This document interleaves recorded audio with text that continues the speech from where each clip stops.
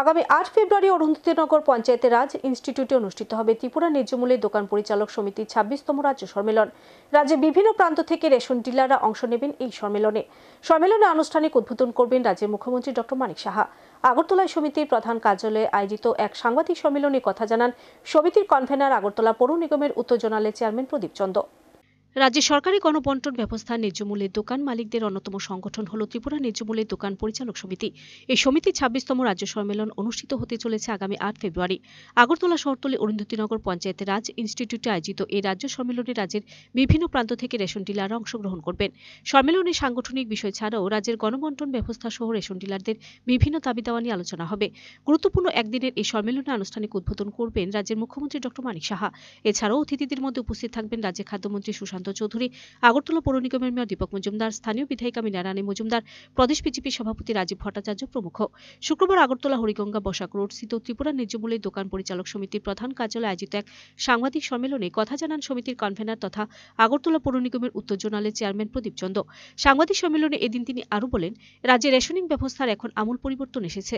গণবন্টন ব্যবস্থাকে আরও শক্তিশালী করতে প্রতিনিয়ত রাজ্য সরকার নানান সামগ্রী ন্যায্যমূল্যের দোকানের মাধ্যমে বন্টন করছেন। আগে শুধু দাবি আদায়ের স্লোগানের মধ্যে সীমাবদ্ধ থাকত।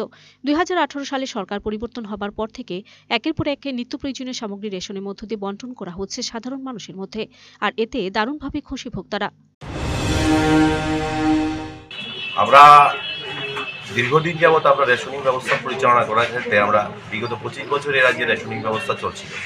তখনকার সময় আমরা দেখেছি শুধু আন্দোলন আর বলতো কি ১৪টি নিত্য প্রয়োজনীয় দ্রব্যাদি রেশন শপের মাধ্যমে ডিস্ট্রিবিউশন করতে হবে।